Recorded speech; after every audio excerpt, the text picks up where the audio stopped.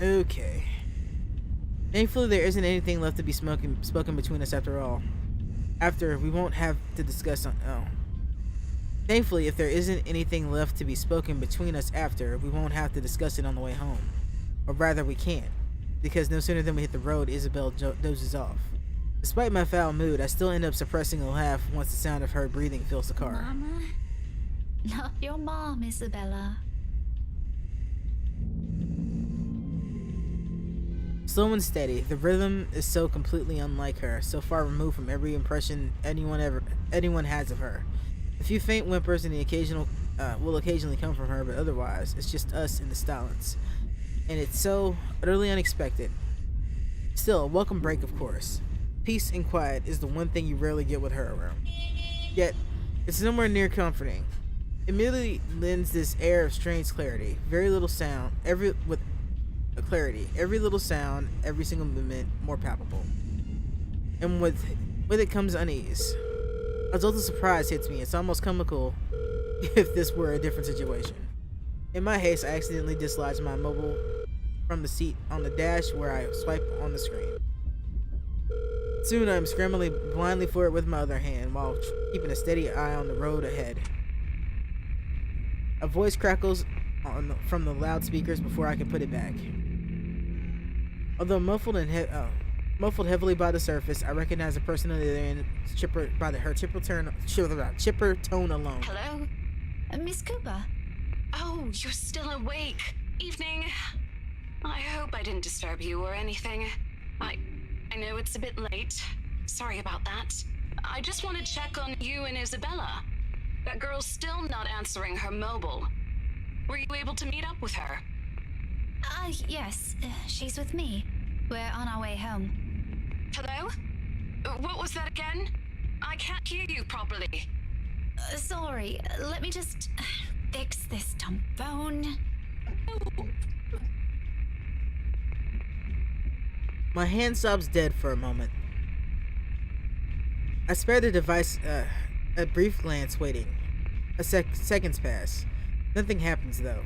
Frankly, I'm not sure what I'm expecting, but the lines of my mouth form into a frown regardless. Miss Cooper? Yes, still here. Did you say something? Just that I didn't get the last part. What were you saying again? No, I thought you... Never mind. Must be the signal acting up. Come again? What? Is everything all right over there? Certainly. Is something wrong? What wouldn't? Okay, you seem to be busy. If this is a good time, I can just call you back some,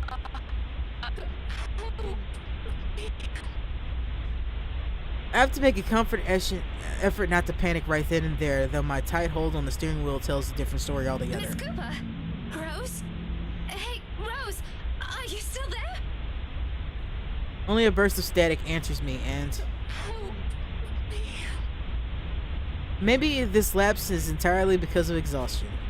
It has been a long day and I haven't fully recovered from last week's bout of flu, contrary to what I've been telling people. Though perhaps had I paid closer attention to it, had I not been so occupied with other thoughts, I probably would have noticed it earlier. That it never came from my phone, but from somewhere right behind me. Oh, that's fucked up.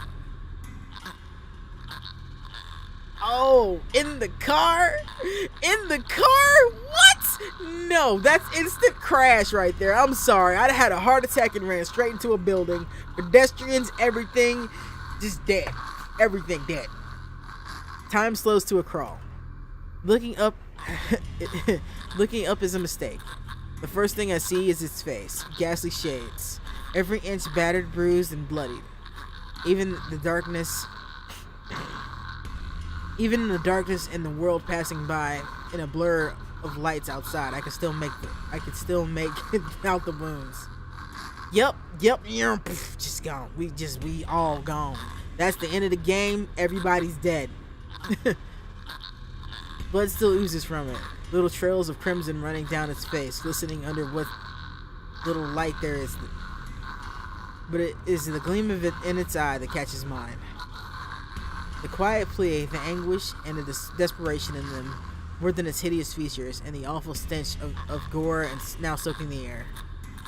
And try as I might, I can't bring myself to look away, even as its lips contort into a horrific smile. Even as sharp, harsh noises pierce the air and the silence around us. Rebecca! Huh? Car! Eyes on the road! Again, everything I've been taught, and I've constantly reminded myself, I close my eyes. Bruh! There is no way I wouldn't have hit somebody or something. It's a brief moment. A short, vivid second of muscle memory and instinct completely takes over. And if I didn't allow it, if my hands didn't move or my feet didn't hit the brakes in that exact second, I might have. Isabella and I might have. No. I shake the notion away before I lose myself in it. Right now, it's an ugly line of thought and I refuse to venture into it. Not when breathing is a struggle and every ounce of strength has been totally drained from my body. Most definitely not while Isabella's panicked voice beside me still rings in my ears. We're alive. We're safe. And that's all that matters. But if not for her face, but if it's not her face that I looked for when I finally opened my eyes. All gone. I expect the stains, little telling marks and creases on the covers to show me where it's at not a second ago. But whatever it is, left not a single trace. And though courage is a hard thing to gather at this point, I take what little of it remains in me and turn towards the back seat. Even then, there's none. Or was there really something there in the first place? With how empty it is, I'm beginning to doubt it. This stupid flu again. What? How? No. I've had the flu. You don't hallucinate stuff like that, okay? You don't. You might hallucinate, but you don't hallucinate that. But I guess you could justify it as, oh, that's just because Isabella told me about the things she saw in the attic. And that's what I saw in the back seat, because Isabella said what she saw in the attic. I need a long rest after this. My hands fall uselessly to my side, numb now from how taut my grip on the wheel has gone, yet still trembling from the unexpected rush of adrenaline. Against my ears, my heart still pounds in erratic rhythm and my breathing hasn't slowed down. But the world's already righted itself out without waiting for me, and little by little, second by second, as I sit there motionless, color begins to seep back around me. Along with it are the sounds and a voice, no longer the indistinct ringing as it was earlier. Becca, are you okay? Yeah, she's just had a small coronary. It's fine. She's good. Answer me, will you? You're scaring me. You know what? I think we should just call a taxi since... Can you keep it down? Strained, harsh, and completely unintentional. But with the heat prickling at the back of my eyes and the mild throbbing in my temple, I could honestly do with a little silence for now. Keep it down? We almost crashed, Becca. And you're giving me a migraine. Calm down. I know what happened. It was a lapse. I'm sorry. A lapse? You call that a lapse? You almost ran both of us into a truck. It's great. Becca, I really don't want to end up a mangled mess on the side of the road, or a mangled mess anywhere. All I'm asking, if the time ever comes, which I hope isn't right now, is a peaceful death. Give that one to me at least. Not that I'm asking for it, but please. Isabella. Belle, you're overreacting. No, I don't think she is. I think she was asleep and happened to wake up and see a truck that was about to hit you. If you're so worried, why don't you drive? Don't have a license. I keep telling you to get one, didn't I? For the past 5 years. Do you see why now? I wasn't really expecting to stay here this long. I thought it'd just be for a year or two. All of a sudden, a pensive mood comes over her. Isabella looks away then. Well, what's left of my Little extra never crosses my lips, from the tip of my tongue. I don't allow it to, because in each of those words, she let loose a little small truth. Her stay has always meant to be something fleeting. Earn some good money, go home. That's what she tells her. What she tell herself during her first year here. Now, half a decade later, I'm not sure she still believes that. I'm not even sure I still believe it. And if there's something in her reasons that has changed along the way, even if I already have a hunch, it's one thing I'll never bother to ask. Those are hers to keep. I'll be careful this time, I promise. Just please, can we give this whole thing a rest for now? Oh, we'll give it a rest, but you gonna hear it in the morning. That'd be me anyway. You remember that time you almost ran us into a truck? She nods, and that is the end of it. We spend the rest of the trip back to Salem Well in silence. All thoughts of an overactive imagination and playing tricks on a flu-addled mind, and of a smile that never meant for my eyes, abandoned, if only for a brief moment. Okay, of all of them that have seen this thing, she's the only one with a legit reason to go, I'm just sick. I have the flu. Clearly, I'm hallucinating. Everybody else, like Isabella, has accepted she saw some shit. Zach has a good reason to think he hasn't seen anything, because he usually sees her when he's asleep, and he has nightmares about his family dying, so he doesn't really have a reason to think that's terribly weird either, even though he does.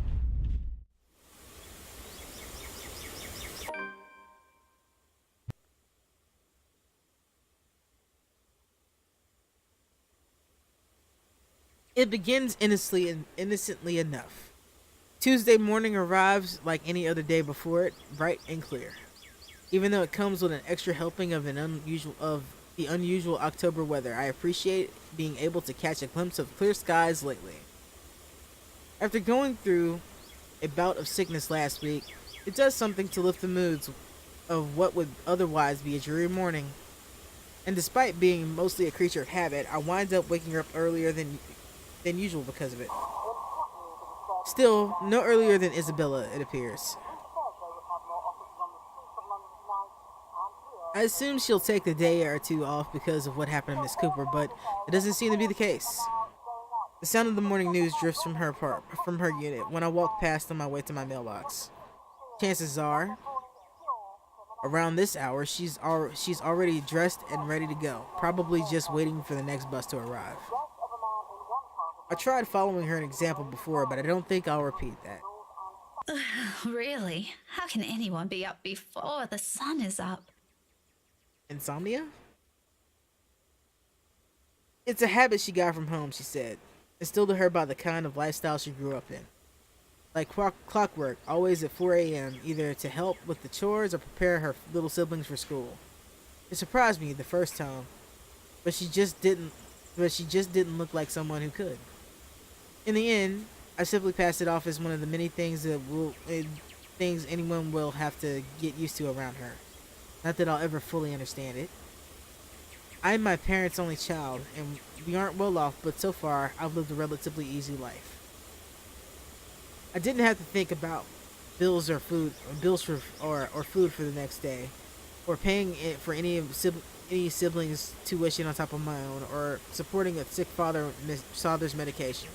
All I have to worry about were my grades. If it gained mom and dad's approval, or what we'd be having for dinner. Put next to hers, they all pale in comparison. They look less like problems and more like petty issues this way. Petty issues? But as important as it all sounds, sometimes its ugly head rears at the most inappropriate times. Sometimes they come around to your mailbox in the form of a fancy looking letter, pretty ribbons and all. Whoever sent this has spent silly money on the envelope alone. Verging on ridiculous, really. You can already imagine Isabella wrinkling her nose when she sees this. Then she'll complain about unnecessary expenses and rich people problems. I'm almost afraid to touch it myself. As if simply brushing a hand against a crisp surface is enough to put a crease on it and it'll become a terrible sight to the sender. But as extravagant as I find this isn't really the first time I've received one. Most of the time, it's not even for me. But who am I to complain? Either way, no look of surprise comes across my face once I flip the envelope to see my parents' name written in a neat script. Nothing new then.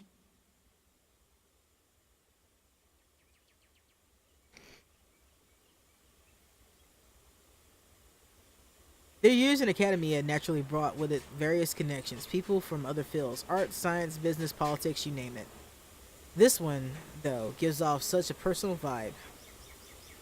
Letters like this usually come from old students, people who've grown fond of my parents as they, in turn, treat like children of their own. I've only met a few of them. Most of them have moved on to become successful in their own chosen careers, and little letters like this are their ways of expressing gratitude. One thing Mom and Dad are proud of. Mom and Dad are proud of. Rightfully so, and I'm happy for them. But there are times I wish they'll remember they have a daughter here. The real one. Not that it's of any importance now. Not like they didn't raise me well and provide for me. They did. I wouldn't be where I am now if it weren't for their hard work. I'm like a dutiful child, I do everything I can to give back. Even if it's small things like letting them know that they got another mail waiting for them. The phone rings for a good minute before someone answers. Mom. Her voice is warm as I remember. Becca? Hi, Mum. How's the conference going? Well enough. Until your dad sprained his ankle. Old man trying to dance on, guaranteed. Oh no, is it bad? I'm alright. In case anyone in this family cares to listen, I'm alright. Very much alive, darling. And there you have it. He'll be up and walking in a few weeks, don't worry. We're going to have to extend our stay here until it heals, though. Is something the matter? Nothing big. Just that this mail arrived for you this morning. A lie. Thankfully, she doesn't notice. Although, if I'm gonna be honest, a little part of me yearns for her to do so and ask me about it. But I put it down that that idea almost as soon as it surfaces. I shouldn't make them fret. They're busy. What does it say? Raise your glasses, give cheers to the good times, blah, blah. Becca manners. That isn't how I taught you to read. Sorry. You are cordially... it's an invitation, Mum, for a housewarming party. From, Hannah? The name rings a bell, though at the moment I can't recall whether I've heard it recently. It must be nothing too important if I didn't bother to commit it to memory. There are a lot of Hannahs in the world, so who knows? Hannah. She also wrote you a note, Mum. It says you used to be her private tutor at the Evans mansion, and that she misses you and would love to see you two again. That makes my heart clench to read another openly say those words to them, the same ones I want to tell them. I want to see you too. It's been years since we've been together as a family, and if there's one thing that hasn't changed from childhood, it's that Mom and Dad are still busy with their respective careers. Out of the country, away on some meeting or symposium, sometimes for months on end. It only grew more frequent with the years until I was old enough to live on my own. I'd like to think that's how I'd become more independent at such an early age. They always praised me for that. At times, I wish they didn't. Evans? Oh, I remember now. Honey, it's Hannah. Hannah Evans. Remember? Bright girl, 2 years older than Becca? Didn't she get married a few years ago? 7 now, I think. But they grow up so fast, these kids. Yeah, she invited us to that too. Fonte de Medici. But we missed that one because you had to present your paper in Singapore. We did send her a note after. Still a shame we couldn't attend, though. What is it about this time? She sent another invite for a housewarming party. Becca, when is it? This Friday, Mum. Oh, that's too bad. We'd love to be there, but Da's not in a condition to go walking around. I guess we'd have to decline again. I really miss that girl. I could go in your place. I let that slip without thinking. Personally, I've never been fond of gatherings, regardless of how simple people make it seem. But if there's one thing I hate hearing, is that disappointed note in Mom's voice always ranks first. Whether it's directed at me or something other, some other thing doesn't Are matter. you sure? Don't you have work this Friday? The event will be in the evening, Mum. It shouldn't take anything away from my schedule. It's all right. The invite's for 2 people. I can bring someone with me so things don't get boring. I see. Maybe you can also invite Ashton? Yeah, no. Mum, that's a sure no from him. He hates attending parties. But I'll see what I can do. If not, I can always bring Isabella with me. You know her. She won't say no if there's food involved. Okay, if it's not going to be a big problem for you, I don't see why not. We owe you this one, darling. No problem, Mum. I'll even say hi to Hana for you. Please do. And let her know we'd love to see her once we're back in the city. Leave her our number or something. I will. But you know, the 2 of you would have become really good friends. Don't you remember? You met with her once. If my memory serves me right, you were 12 then? This too, I can't recall. It's probably one of those meetings where we only talked for a bit before going our ways. If she did leave an impression, I'm pretty sure I would have written about it somewhere, or at least recognized her name. As it is, the only people I remember clearly from that time in my life are Ashton and Mandy, to some extent. Mom must have sensed my confusion because she laughs. Don't push yourself too hard, darling. Really? It felt like having 2 daughters back then. Sometimes I wish they didn't send her away to boarding school. But, well, you know how often that goes with them. Still, try talking to her while you're there. We'll see. I'll let you know what happens after. I'm looking forward to it, darling. Take care of yourself. I wish I could place where her mother's accent is supposed to be, because it doesn't seem Scottish. I don't know if the actor just couldn't pin it. I think the actor just couldn't pin it. This is the only voice where I'm like, yeah, no. Will do. You too, Mum. Bye. Tell Da to be careful next time. She chuckles then. A hearty one, tender, always light on my ears. She may be a stern teacher, but this is the part of her I love the most. The sound is still echoing even as our call comes to an abrupt end, bringing with it the memory of so many years ago, when life was and responsibilities that accompanied adulthood were things far from our minds. If given the chance, I'd love to go back to those, but I don't dwell on it though, taking it all away almost as soon as the memory forms a clear picture in my head. I've always wondered how Isabella can easily pretend everything is normal over the phone call, and bounce back to her usual self immediately after. I've seen her do it plenty of times. For me, it just drains what energy I have. And with the whole day of teaching ahead of me, I can't afford to look exhausted in front of my students. Even for a wee bit.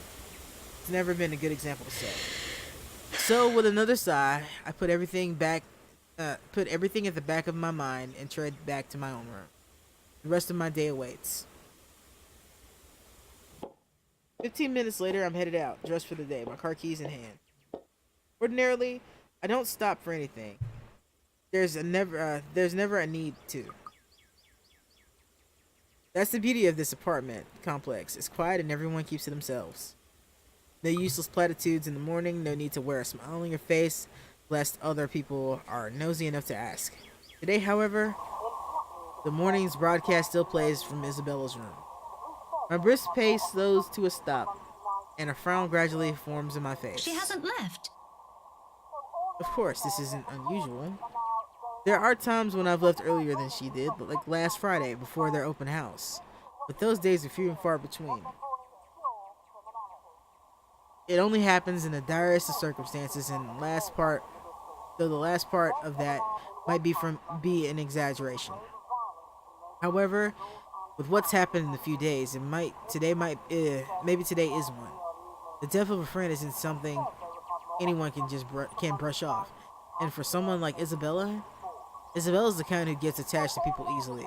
Zachary, Ashton, and that has been the case. I can't imagine what she might be going through right now, especially when the woman was someone she owed a lot, despite their training being brief. She didn't give me space last night. I'd given her space last night in deference, but perhaps today might be a proper time to check in on her. Whatever. I've still got time anyway. With light steps, I move closer to her door, hand ready, already poised to knock. I still don't do so until I hear her answer. Isabella? Answer me. Belle, are you in there? No answer. After a second, I finally knock, lightly so I don't disturb her in case she's sleeping and has merely left the telly running last night. Never mind how she never lets that happen, ever. Waste of electricity, you know. I just want to check on you before I leave. Is that okay? Are you going to work today? Belle? Still nothing. I'm about to leave. If you want, I can drop you off. Another round of knocking. Then I'm fishing out a copy of her key from my bag to unlock the door.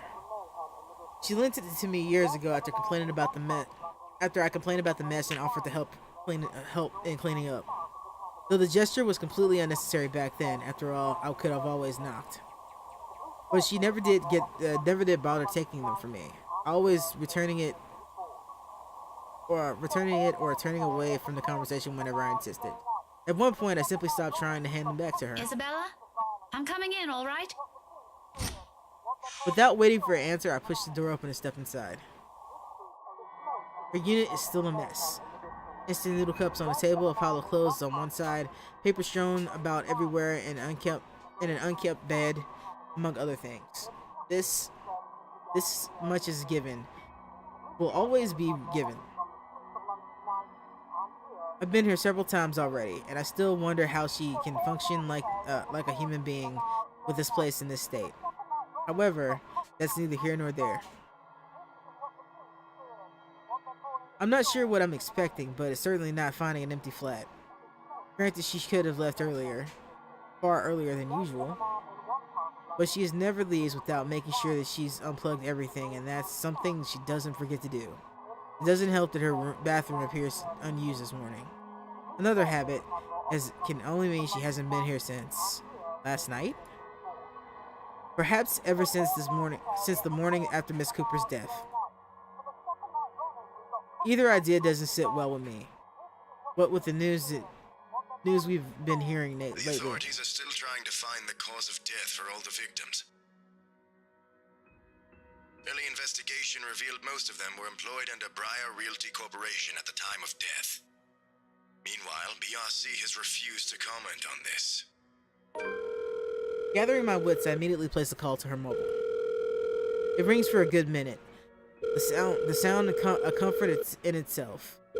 But when another minute rolls by without her answering, well, I'm not a woman prone to panicking. Sudden bout of temper, maybe, but never panic, despite how I may sound when speaking. And when it ultimately goes straight to her voicemail, a sigh is the only thing I let out. The pause doesn't last very long, though. The next moment, my fingers are already across the screen, searching for two people who might be able to help. It's Ashton's number I find first and dial. Call it habit, but even Isabella thinks he's dependable when the situation calls for it, despite how much they give each other grief. That already says a lot about him. There's Zachary, but around this hour he's probably still sleeping. If he has freelance work, it's very likely he's just gotten himself into bed. He's the last person I want to bother with anything. The wait doesn't take long. Soon a click and then Ashton's voice echoes through the receiver, rough and still heavy with sleep. He never did grow fond of mornings. Becca? Christ, what time is it? What's up? Not you, apparently. Good one. Did you call us early just to make that joke? I'm going back to sleep. No, Ash, hold on. This is important. Becca, stay out last night. Make this quick. I've still got a few hours before the chief bothers me. Sorry, I'll let you go back to sleep after. It's just that... Wait, you were on a stakeout last night? Did I say that? Shit. Ash is an idiot. Forget I said that. Forget I said anything. Forget we had this conversation. So, you have no idea? About what? About what? I also have no idea why we're talking so early in the morning, so there's that. No, will you stop sleep talking or whatever for a second? Belle didn't come home last night. She's gone. Who? Isabella! Instead of an answer, a brief pause comes after, followed by something blunt and heavy hitting a hard surface and a string of rather colorful curses from him. The moment might have been one of many things I'll keep to myself and remember fondly for the next few days, but things aren't the way they are now. When he picks up again, there's no trace of sleep left in his voice. Say that again, from the top. Isabella's gone, Ash. She didn't come home last night.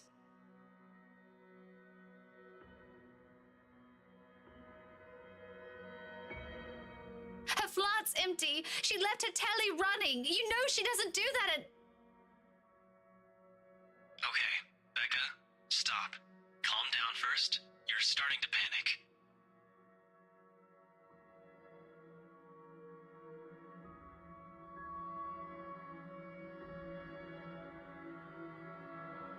I'm not! You are. Breathe. One person's not going to simply disappear like that. This is Isabella we're talking about. Did you try calling her? What did you think is the first thing I did? She's not picking up. It went to her voicemail. How about Zach? Did you check with him? Not yet. I didn't want to bother him. You know he has trouble sleeping and all that. All right, I'll go ask Zach. I'll call you back. No, wait! He ends the call before I can utter a single word of protest. But for the first time since entering this room, the tension's gone in my shoulders and my breathing has eased. The bed creaks as I sink down on it with a sigh. Telly's still blaring the same uninteresting news, and I'm surrounded by clutter. All the same, I feel strangely calm to be here without worry nagging at me. I'll have to apologize to Zachary later for sending Ashton his way this early. But for now, relying on the latter for this isn't the wrong choice. It never will be. That's something I won't ever doubt in him, much like his promises. True to his word, he calls back only a few minutes after the last one ended. She's with Zach. Oh, I'm so glad to hear that. She could have at least sent a message last night. What are you, her mother? It's one thing to hear that from Isabella, but from Ashton? I don't want to hear anything like that from you. I'm serious. You've got to stop treating her like she's one of your students, Becca. You don't have to keep tabs on her every time. Last I checked, she's only 3 years younger than the two of us. That's almost a decade gap from those kids you're teaching, you know? Says the person who keeps calling her Scaredy Cat. Damn, that is a lot of cup noodles. I didn't even see the fucking trash can over here. That's not related at all. Anyway, I'll go check how she's doing. Don't stress yourself out. You go ahead to work. Wait, you? Don't you have a precinct to be at? Whatever happened to not treating her like one of my students? Because if anyone's going to ask me, I think you're doing the same thing. Zach said it's an emergency. Something happened last night. Emergency? He didn't put in those exact same words, but it sounded like it. Ash, what really happened? Is Isabella fine? She's alright. She's safe. Zach let her stay the night after she... Look, okay. Z-Man wasn't clear about it, but let me handle this. I'll check on her. I'll bring her home. It sounds like a lie if I've ever heard one. The sort where he admits things so people don't fret. And I'm not sure whether I should be happy or happy he cares that much to do that. There shouldn't be a need for this between us, is there? We grew up together, didn't we? He knows I'm capable of at least hearing the truth out without it gnawing at me for the rest of the day. He knows me better than that. I know him better than that. Frankly, there's plenty of other things to say about this. But despite that, after all the trouble he went through with how things are moving at the moment, the only thought that occurs to me.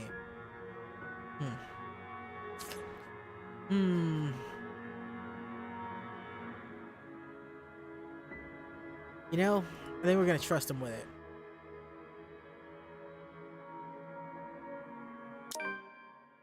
I recognize his concern for what it is.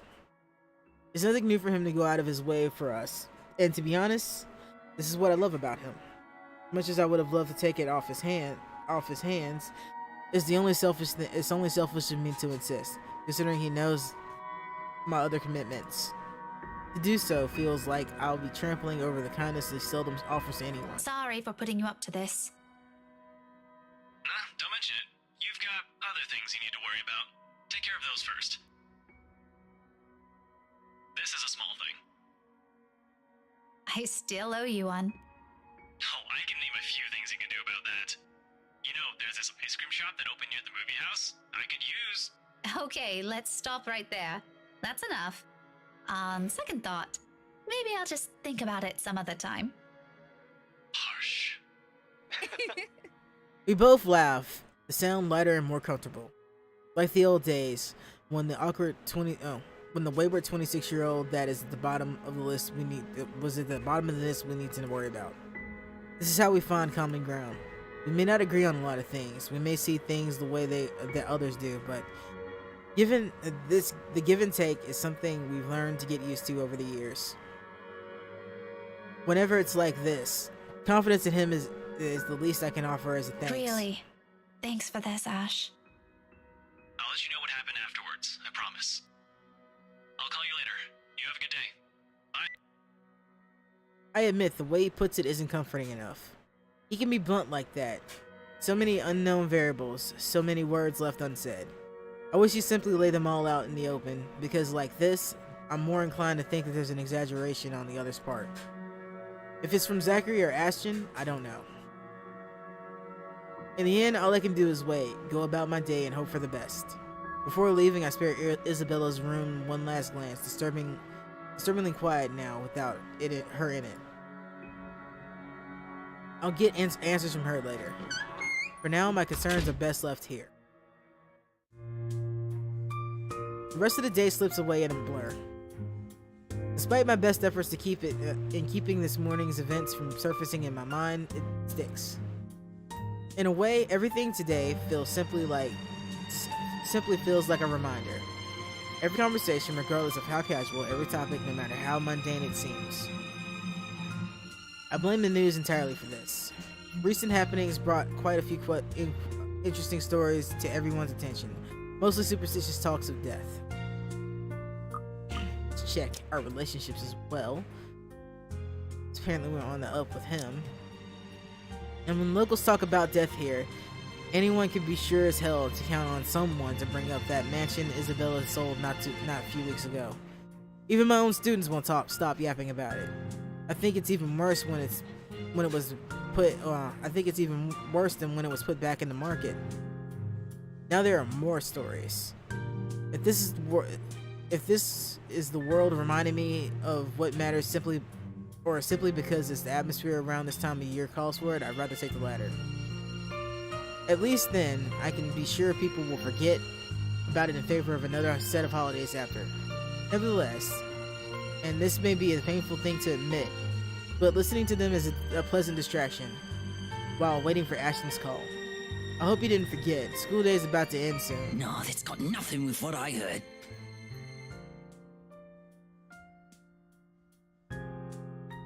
You always hear stuff. I'm not so sure. I'm not sure if half of them are even real. No, really. Rowan knows about it. He used to be in the same class with them. I can hear you from back here, you know. Whatever, Rowan. Anyway, the story goes like this. There were 3 of them. They entered the mansion on a dare, and they were all never seen again. And I thought there were 4 of them. Pretty sure there were 4 of them. No one knows what happened to them. Up to this day. Scary shit, man. Cock and bull story. Calling it now. Ooh, wait, what if it was 3 of them and the 4 of them talking about this story right now are the ones that went missing recently? As in, this is Rowan that went missing. Ooh. No, you don't get it. Why don't you ask Miss Gales then? Better yet, why don't you go inside the place? I'm betting my allowance you can't do it. Their talk immediately halts when I look up, all of them suddenly pretending to be engrossed in their current activity. Still, a word to put a stopper to this nonsense is needed. Creativity and imagination fostered by these stories is one thing, but reckless ideas should be corrected before anything potentially tragic comes from it. Back to your worksheets, everyone. And I don't want to hear any talk of dares or going inside that mansion. It's private property now. You'd all better stay away from it before... At the noise, the whole lot of them go silent. You can almost hear a pin drop. The look on their faces would have made a funny picture, but that's irrelevant at the moment. If that's a student loitering around, someone's going to be in trouble. I'll be back. If you're done, you can leave your worksheets on my desk. Keep the noise to a minimum while I'm gone, okay? I can sense their eyes on me as I walk to the door. A muted kind of anticipation. A bit unnerving, but it's far more agreeable than the feeling of being watched I've been enduring these past few days. Class is still in session for most of the rooms. In a few hours, once the bell rings, however, the place will once again be filled with busy chatter and footfalls, an everyday cycle itself. But for the moment, I let the silence guide me. My ears focused on whatever sound there are and will be, searching for the distinct changing of metal. A good minute passes before, for the portion of it, only my steps echo through the hall. And another. I'm about to turn around when the sound of it halts my footsteps. It's a little muffled and infrequent. It grows louder with each interval. With the hallway devoid of people, if I don't put a stop to it soon, it'll start to disturb the other classes still going on. Looking for it doesn't take long. All I do is follow the racket, and shortly, I stand in front of a nondescript row of unoccupied lockers. And inside one of them, still sitting in the middle, something comes to noise. Annoyingly disruptive now that I am facing it. Like someone pounding on a metal door from the inside, hoping to get out. Leaning forward, I try to glimpse through the horizontal slats of whatever's causing it. Dude, I don't know how I feel about what's about to happen here.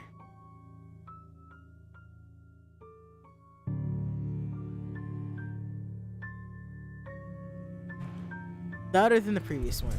More desperate. I've heard stories before from other schools and a few colleges I've had to deal with once or twice. Although personally I've never encountered one myself, I can only thank the heavens I haven't yet. But If this is another kid, some other student stuffed in a locker. with a huff, I straighten up, study it briefly with a frown. Without delay, I reach for its handling. At once it stops, immediately replaced by the muffled sound of a mobile phone ringing. I give the door a few raps before taking my attention away. A second. Another. When nothing or no one's response, I finally avert my eyes and pull out my mobile. Ashen voice greets me from the other end of the line. I'll be cheerful in light of this morning's matters. Or maybe it's because I'm expecting some grave and serious news from him. Instead, I get this. Hey, Becca. Well, you sound happy. I do? My voice still sounds the same to me.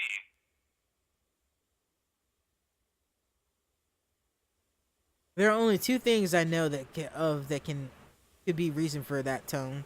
Sweets, or he's gotten a good lead on his case. And from the sound of it, I'm going to assume it's the former, since lately that case is all that's running inside his head. And if there's ever a third one, I never heard of it yet. There can only be one of the two. Ignore that. How's Isabella? Drove her home a few minutes ago. I think she's sleeping now. Sorry this took a while. Z-Man gave us the puppy eyes after we tried to leave. Had some food prepared for us, apparently. We didn't have the heart to say no. That's all right. Is she okay now? I'm not really sure. She didn't say anything to Zach, but she mentioned a plan to take a few days off from work. It was a passing comment before I left her, so I didn't get to ask. Must be because of Rose's death. Could be. It doesn't seem like it from Zach's story, though. He said she was shaking when she got there. Shaking? The word triggers a memory. From 3 days ago, on the way home with her little treat after she sold the mansion. I didn't think much of it at the time, but I won't lie, it scared me. Terrified look on her face, how she sounded when she suddenly screamed. Becca? Still there? Yeah, I just remembered something. Sorry, don't mind me. Look, if you can talk to her, get the story out of her. That would be great. She wouldn't talk to Zach or me even when I tried. Maybe she'll speak up if it's you? I'll give it a go, but I can't promise anything, okay? You know how stubborn she can get. But thanks for letting me know about this. If you want, I can get you that ice cream thing you mentioned tonight. As thanks. Just as thanks for all the trouble I've caused today. Believe me, I'd love to take you up on that offer, but I've got something on my schedule this evening. Maybe some other time? Thanks a lot, Becca. There's a short pause before he cuts the call from his end, and once again, I'm alone with my thoughts.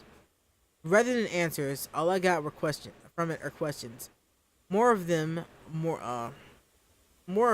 on top of the other, as if the world simply isn't planning to just give me a break anytime soon. But that's the problem. That's a problem I'll tackle later. Right now, I've got students who need to be taught the follies of eavesdropping, and if the slightly open door and their smothered laughter from inside is an indication. All right, enough eavesdropping. All of you, back to your seats. Is that your boyfriend, Miss Gales? None of your business. He totally is. A quick shuffle follows that comment. If there's a retort prepared at the tip of my tongue, I drop the very pretense of it letting it loose on them. There's no use in arguing with teenagers sometimes, boisterous as they all are. They're still my kids, though. Rough around the edges, maybe, but still my kids. Shaking my head, I head back to my classroom with a smile, but not before taking a glance over at the locker again. It hasn't made a sound since. Must be the wind. What?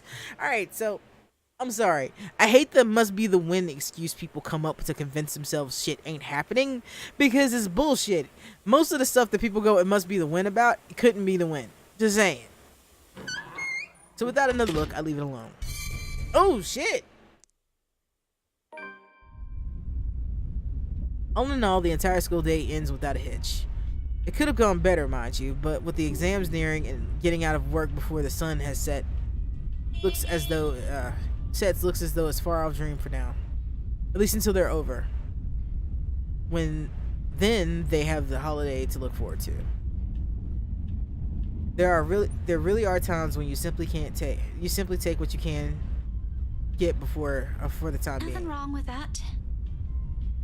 All I'm hoping for is this will continue until the whole day ends. There's still the promise that I made to Ashton, and frankly, the idea alone doesn't sound good.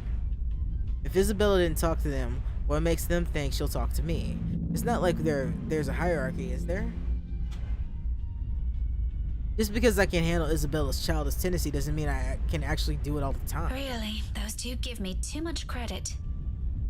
You know, if you guys would just tell her what you saw, she would probably listen. And she'd probably be happy to tell you what she saw. Anyway. Nevertheless, I'm keeping my fingers crossed, if only because I'm also worried about her. And both Zachary and Eston deemed it important that somebody get the story out of her. Here's hoping that it has nothing to do with that letter again. I understand if she feels a bit stressed lately, but keeping that story going for more than a week is, it's bound to get tired. It's bound to get tiring at some point. Seriously, I merely don't want this to end in another argument. God willing, the cafe's special will help smooth things out. After all, it's always been food with her. Or money. But mostly food. At this hour, the cafe usually filled to the brim with people. That's the reason Isabella and I rarely go there during evenings. It's simply too much of a hassle when we could prepare food ourselves in the comfort of our homes, and there really isn't much reason to eat out lately. With life going on a busy street. No time for long lines, better spend that doing something productive, yes? Lucky there isn't one tonight. Only a few people are idling around the counter. 4 of them, in fact. A woman in her 60s, a teenager busy on his phone, both just waiting to be served their orders. The other 2, a posh-looking man and a child who I immediately recognized as Kylie, appears to have not yet picked anything they want. For some reason, my stare lingers on that guy. Though dressed relatively well and it looks harmless, I haven't seen him around these parts before. Someone new in the neighborhood, perhaps? Even so, there's something familiar in him, like a feeling I've seen him somewhere before. That also begs the question why Kylie is with him. Of course, the girl easily takes a liking to anyone who buys her sweets, so it's both a bit worrisome and unsurprising. The blonde bloke doesn't look particularly thrilled with the company, though. I tear my eyes away from them soon enough once the guy at the counter appears, ready to take my order. That, and I also hate to be accused of oogling strangers. 2, evening special, takeout. He's already punched the order in before I finished. Saying my order out loud really is more of a formality's sake than made out of habit.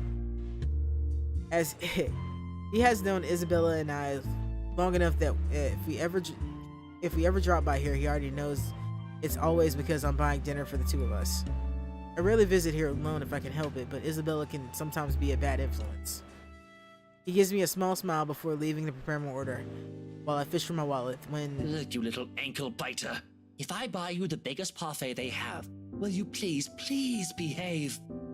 I would just like 10 minutes of peace and quiet. He's so good with his little goddaughter. You said you'll get me some bread pudding this time. Yeah, well, darling, they said they ran out of it. Just pick another one so we can be on our way. Their parfait doesn't look as cute as the one my mom bought me. Parfait is just ice cream, sweetheart. It'll melt no matter how dainty it appears.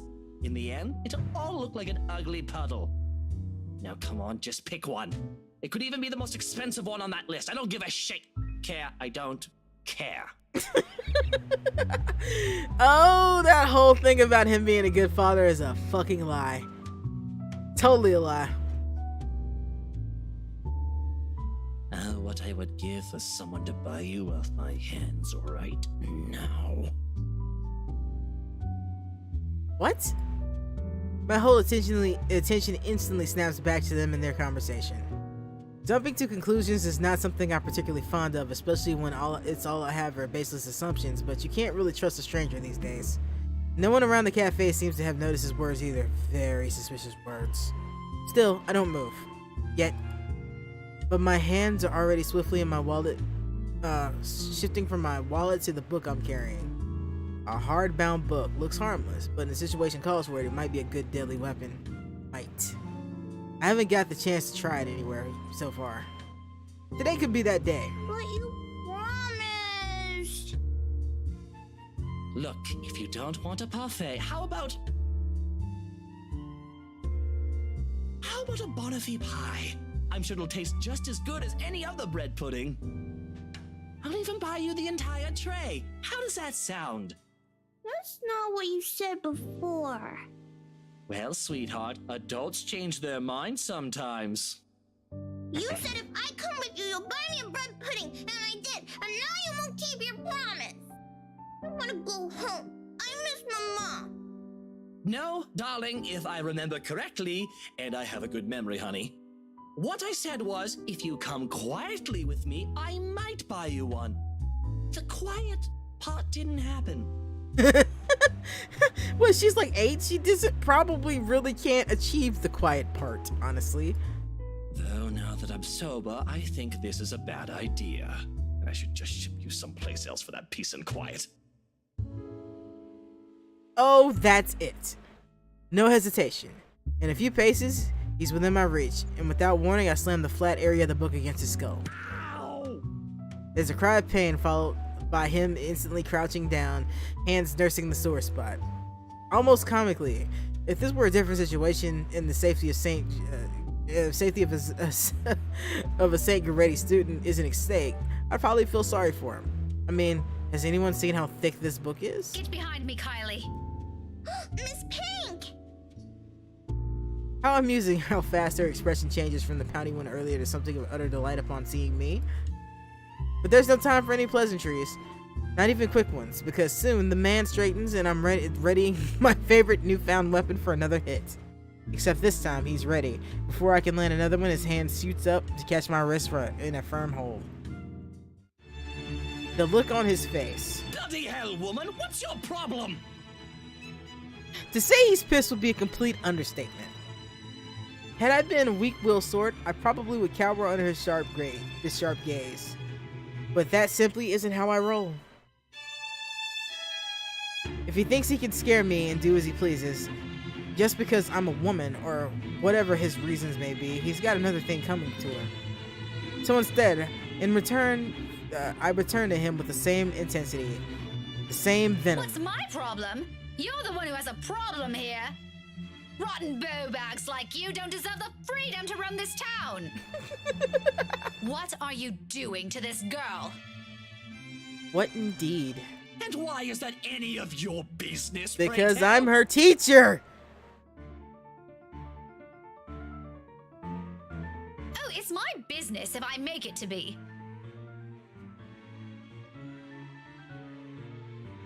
Now, release me or I'll call the police.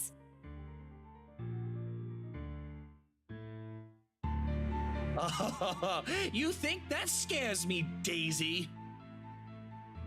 I have a name, you sleazy douchebag. Oh, I'm sure. His grip on my hand only tightens when I attempt to shake it off. His tone may be dripping with anger and sarcasm, but the gleam in his eye says it all. He's getting a kick out of this. Riling people up, getting on their nerves, invading their personal space. He knows exactly what and which buttons to push. The nerve of this person. The nerve of this arsehole. If he thinks I'm going to give in to his goading, please, he might as well kiss his sorry behind. To hit him where it hurts, shout for help.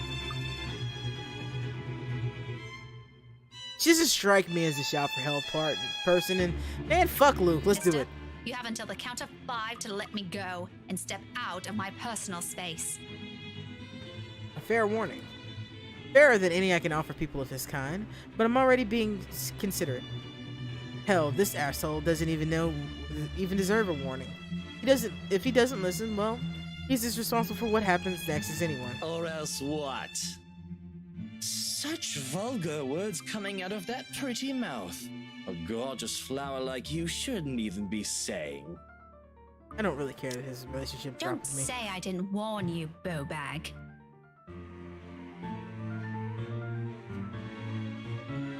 Love that intensity, Daisy. I bet he's got a boner. Guaranteed. Guaranteed. Whiskey here has a boner if he ain't got a whiskey dick. I like feisty in a woman. It gives them this certain charm. Why don't you? 5. A second of silence. And then without any preamble, my legs move in one fluid motion and deliver a swift but powerful place kick to his nether regions. I just got achievement for that. Needless to say, the effect is instantaneous. He yelps abruptly and drops his hold of me and kneels over, howling from the pain. I can see tears forming in the corner of his eyes too, though the mere sight of it prompts not an ounce of remorse from me. I would have been gentler if he wasn't such a dirty little prick with an ego too big for his head. Too bad. Whether this obliterates any chance of him procreating remains to be seen, but a part of me already praying he doesn't ever breed after this. We'll have no need for more of him in this world. You mad woman! I warned you, you ass. Why, you... This is harassment, I'm telling you! Harassment! Then why don't you tell that to the police once they get here, You despicable! Whatever you're assuming I am, I'll have you know it's all in your head. None of it's true. Is it? Is it? I'm You not best sure have it that is. pretty brain of yours checked before that gets worse. What is wrong with you? Is this the face of someone who'd do anything suspicious? Yes. Oh? You don't think a stranger luring an innocent child with promises of sweets before whisking them away from their parents doesn't warrant any suspicion? You have a very funny definition of suspicious, asshole. Maybe you're the one who should have that head of yours checked. The kid asked me to buy her sweets. You're the one who's suspicious here. I'll have you know, I have a wife. Okay, what does that have to do with anything? That much, at least, appears to have a sliver of truth. He seems to have a show of brandishing his left hand in my face with much flourish. Sure enough, a wedding ring's there, although all that's earned him is an unimpressed glare from me. Immediately, a small part of me starts to feel sorry for whatever poor woman married this sod. I don't understand why he has to bring her up either, as if the mention of her alone will magically present a solution to his problem. She must truly be a remarkable woman if she can handle a dirtbag like him. And even my wife of all people in this bloody city, has never, I'm telling you, accused me of such a scandalous thing! You crazy woman! I'm enjoying his anger. Married or not, you're still a sleaze. Honestly, I feel... Miss Pink, why are you fighting with my teal? Whatever words still left to be said die on my tongue. The same thing goes for the sleaze. Beside us stands Kylie, gawking at us with the same curious stare she often brings with her. I know that look all too well, the precocious child, through and through. She doesn't say anything further, her gaze simply moves between us, eyeing us both carefully, clearly anticipating an answer. From my experience, when it gets like this with children her age, it's a sure sign they won't leave you until you've given them the answer they are satisfied with. Lying won't do. It dissolved into a shouting match for it has dissolved into a shouting match for heaven's sake. And did she just say Tio? Something falls straight into the pit of my stomach at that. But my tone is gentle when I finally address her, void of any apprehension and what might be the first hints of embarrassment. I pointedly ignore the latter. It can very well be just the hunger speaking. Kylie, sweetie, do you know this Oath? This oath? Yeah, he's Teal Luke. Right at that moment, my brain stops. Every line of thought, every argument I still have against this man beside me dissipates in a haze. Amidst it all, one memory gets triggered from a few days ago. Tio? The one you mentioned before? The uncle? The guy Rowan wanted to impress? Or was that a dare? I'm sorry, I can't recall. Is it the one who promised he'll take Big Brother someplace cool? Yeah, the one in the same. Don't you know who he is? I sure as hell don't, darling. Because if I do, I wouldn't have let everyone see. I wouldn't have let everything I said earlier come out of my mouth. My Teal Luke. Gazillionaire extraordinaire, am I? No. The fairy godfather. Oh, he's your godfather. That's nice. The one and only. Did I get that right, Tio? More than right, sweetheart. He's still a dick. He's still a dick. He is still a total dick. I don't want to apologize to him. I'm sure Miss Pink here understood everything you said quite perfectly. Whatever it is that landed at the bottom of my stomach prior has shot straight to my face and stayed there. The heat from it is slowly spreading to my cheeks, the color of my face, almost the same shade as my hair. The only thing in the world, if only the world would swallow me up here and now. His eyes are on me. I can feel them jeering, mocking. I can't even bring myself to look at him. What's in there? Amusement? I doubt it. Probably have the same time, probably having the time of his life right now. But I know, I can hear the sneer in his tone alone when he talks. He has that smug grin on him, which I may or may not want to punch off his face at present, just for the hell of it. But damage control. I need to do some damage control before this whole thing goes south. I don't want to apologize to Luke, but I probably should. God damn it. Though it pains me to apologize to a sleazebag like him, this is my mistake. With Kylie watching us closely, I don't want to set a bad example for her, do I? I'm surprised she grew up the child she is. If anything, I want to be a role model that this man couldn't possibly become for her. Even if it means taking a few blows to my ego and stroking his insufferable. A deep gulp of air and a short momentary moment to swallow my self-respect, and then I'm facing him. The words are out of my mouth in a single breath. I'm really, really sorry, sir. I had no idea. His smirk is impossible to miss. He's not making an effort to hide it, and even the smile is so irritatingly present in his tone. If I could slap it off him, I would do it in a heartbeat. Now, it's an honest mistake, Daisy. No, I really mean it. I actually thought you were, and then... It's fine now. It probably happens quite a lot to a few people who look suspicious to you. Seems I'm one of them now. But don't lose sleep over it. It's a good thing to think he's suspicious. Do be careful with that book, though. A little more and you would have dislodged my poor brain off my head. It's a shame she didn't kill him. What would I ever do if that happens? Yeah, let's see how it went. Yeah, his relationship went back up, unfortunately. Oh no! Did it leave a mark or anything? If you want, we can have it checked. I'll handle the expenses if there's a need for it. Now, what kind of man would I be if I let an attractive woman such as he's yourself totally do hitting that? on her now. Why No! don't we just look at it this way? My forgiveness is coming from the utter goodness of my heart. He's such a dick. So full of himself. Exactly the kind of person I'll be happy to leave to die in a ditch somewhere. Of course, sir. Why didn't I think of it that way? I know, right? But even someone as capable as you is bound to have a few lapses. No harm done, Daisy. Let's move on from this. Well, if you're going to put it like that, then I guess there's nothing left for us to talk about. I figured as much. Awkward. The whole exchange is nothing but an awkward display of fake pleasantries. Ones that bring much agony to the very pride I willingly held back a while ago. I might need a drink later, so I can forget that any of this ever happened. Who would have thought the time would come when I'd meet someone tougher to handle than Isabella? Miracles of miracles, I swear.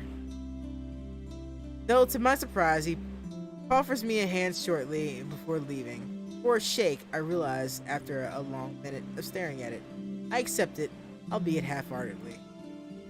But all of the goodwill is a small gesture. That small gesture represents the thin air when he winks at me. Winks. The gall of this man! However, there's not a moment to ponder about it. Seconds later, the guy at the counter waves me over and hands me the bag as soon as I paid. He offers me another smile before I leave. Normally, I'd return it simply for the sake of returning it, but I don't at all. The latter happening more commonly. For the time being, I do so freely. After the encounter and the scene we caused, seeing a friendly gesture is extended to me, albeit from a person that barely knows on a personal level. It feels like a reassurance despite bearing no promise of better days. I take what little I can of this with me as I step out into the night. Man, that was priceless. That was flippin' priceless. I'm sorry, that was amazing. I really didn't want to apologize to him.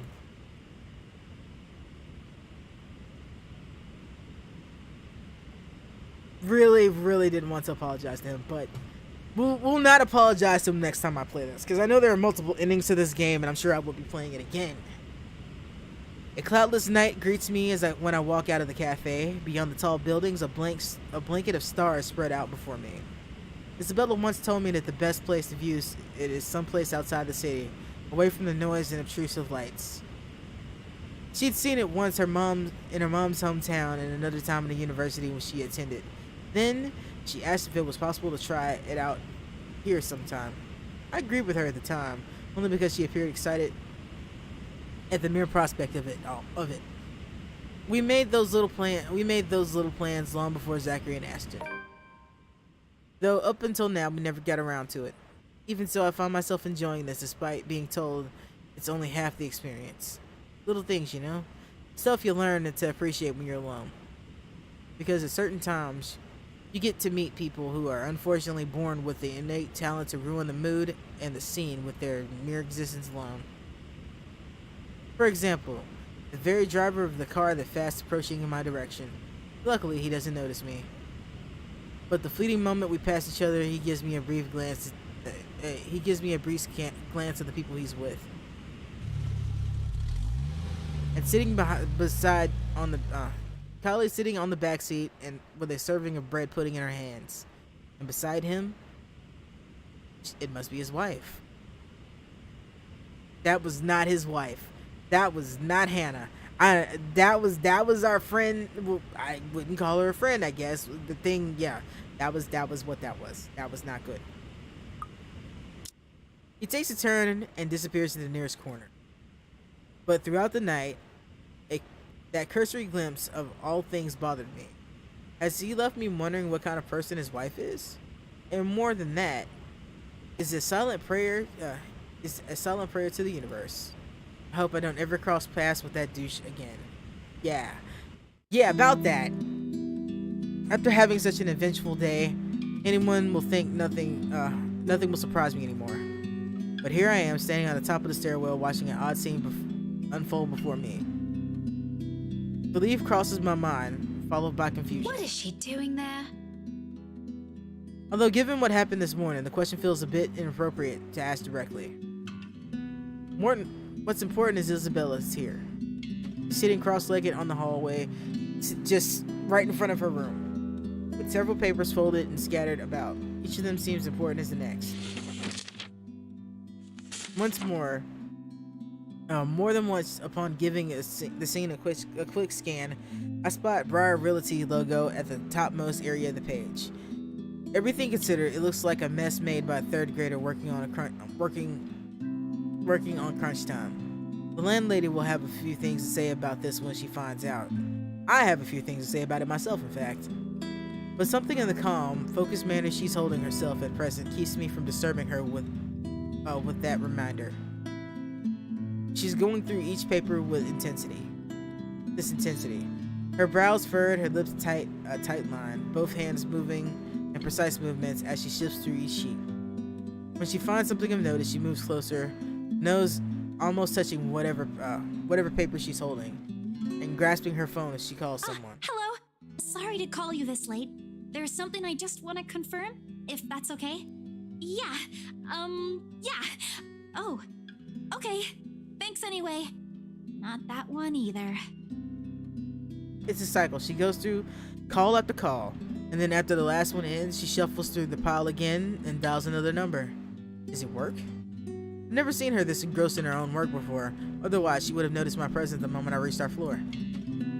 After the night call, she still appears oblivious to it when I arrive. She lets out a sigh this time. I immediately take it as an opportunity to interrupt. Isabella, you know the house rules here. At once, her head jerks back, and it hits the concrete behind her with a thump. There's the Isabella I know. Glad it's still there. I allow her a moment to nurse it before speaking again. Becca, you're late. Yeah, I ran into a little trouble at the cafe. But I brought food for the two of us, if you haven't eaten anything yet. As anticipated, she grins once I raise the bag of food I'm holding. Yet it doesn't reach her eyes. There's nothing cheerful in the glint. There's nothing of the cheerful glint in it this time. Just a hollow tone for the sake of being polite. Ashton's right. Something happened. Yeah, maybe later. And she turned down food? I've gotta finish this first. Just leave it here. I'll eat it once I'm done. Thanks, Becca. You can't eat this here. You know how the landlady would react. Why are you even working outside? Your room's right there. I know. Sorry. It just feels stuffy in my apartment right now. I'll go back inside once everything's been aired out. I promise. That has never bothered you before. Well, it bothers me now. Oh, really? Just now? I find that hard to believe. Yeah? Shouldn't you be happy? I mean, you've been complaining even if it's not your room. Now I know how you're feeling when it's messy, so I'm going to clean. Isn't that a good thing? In spite of what's supposed to be good news, an exhale comes from me, drawn out and slow. It's a good thing, Isabella. Believe me. But you're as bad as Zachary at lying. What's really going on? She hastily averts her eyes, a surefire indicator that it's going to be one of those lengthy conversations that could possibly end with the other person angry. Again. It's one thing I'd like to avoid tonight at all costs. Still, I made a promise to Ashton and Zachary. If she didn't talk to them, who else is she going to talk to? And if she keeps this all to herself, who knows what might happen. Isabella, you can tell me. Is it about your family? Slight movement from her lips. Although a frown, it's a reaction at least. I'm getting there. Rose? She merely shakes her head. Just a little more. Come on, I know something happened. I don't know if it's because of Rose, but I know it's related to her somehow. You weren't here when I visited this morning, and both Zachary and Ashton are worried about you. If you don't want to tell them, you can tell me. Does it have something to do with work? Office? Kinda? If I didn't know her, I might have missed it. She shifts and clenches her fist tight, teeth biting her lower lip, and there's fear. The look of terror in her is the last thing I expected to see out of everything. Her mouth trembles briefly before she opens them. When she finally voices it, the words simply spill out of her mouth, one after another. All of it. True to what I promised her, I listened, because it's something she's been keeping to herself, even from the two most dependable people I know. The fact she chooses to tell me speaks a lot to me. Becca, she was there again. Last night? In the office?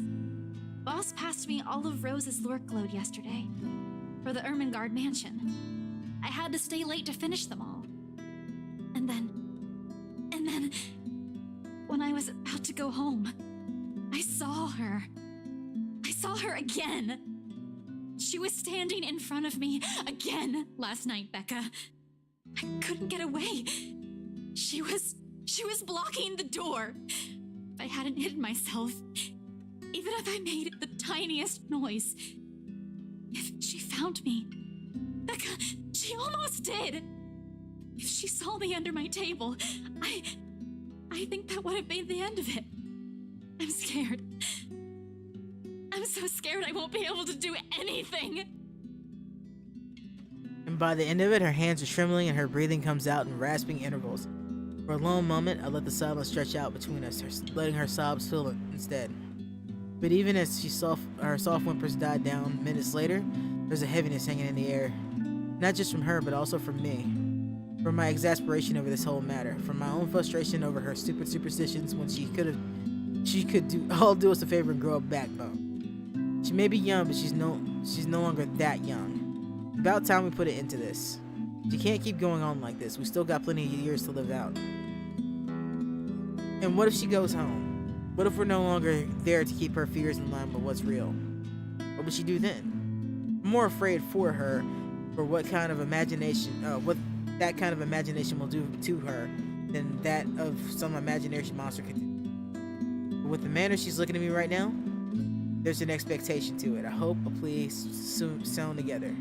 She wants me to believe her this time. If it's like that, what am I supposed to say now?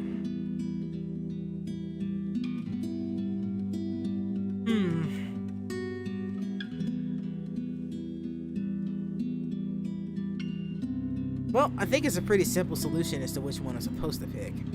This again is just gonna lead to an argument. So yeah, this is why you didn't go home last night.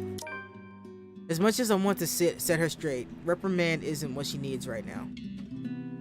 With that pouty face she's giving me, I doubt it'll end well if I push it. I know her. When she wants to be stubborn, she's stubborn. But there are moments where she can be acquiescing too. Times when she'll be more accepting of what I'll tell her, despite her inclination to disagree with it. That talk can wait. In the meantime, I'll hear what... I'll be the ear that listens to her without judging her, without criticizing her, despite my own opinions on it. You should have called me.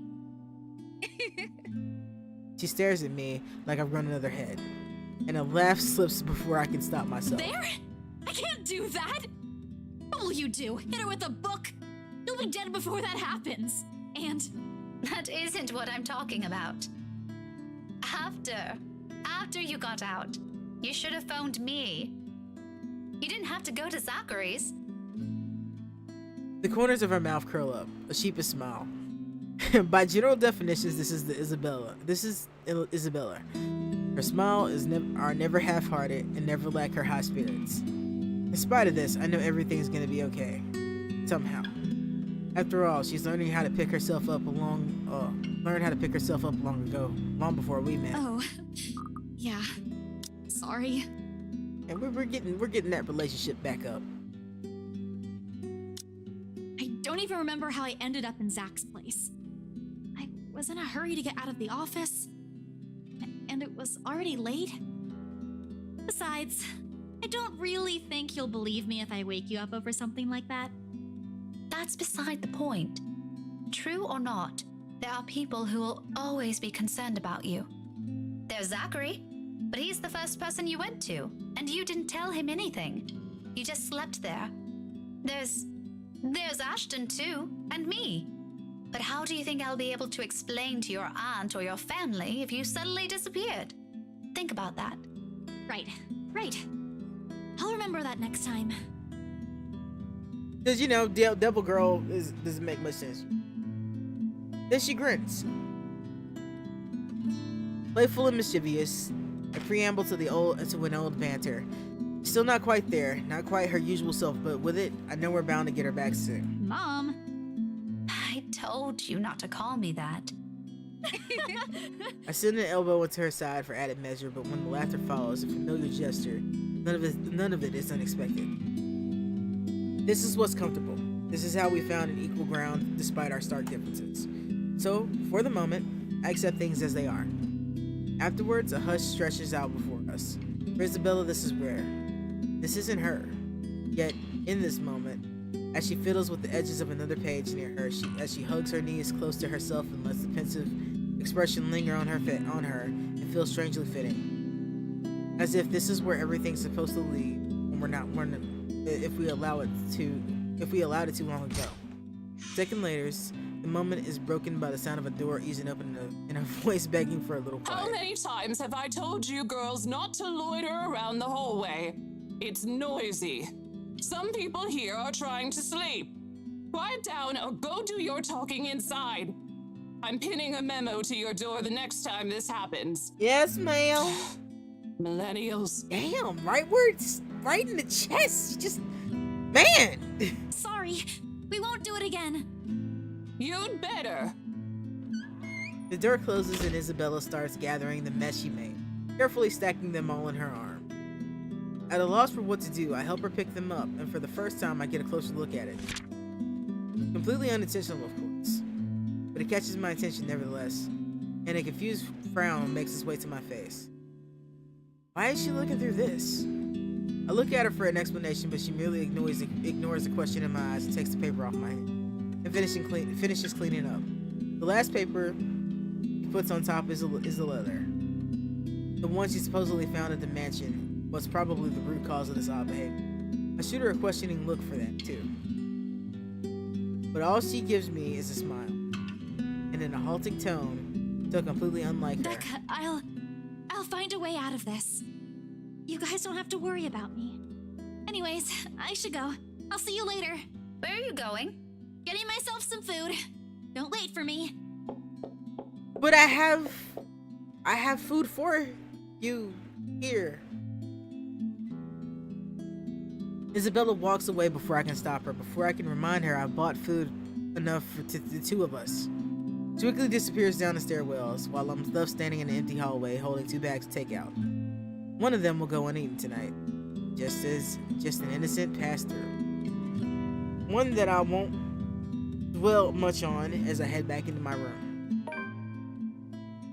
I ignore all of it, the same way I assumed that I won't ever encounter that douche again.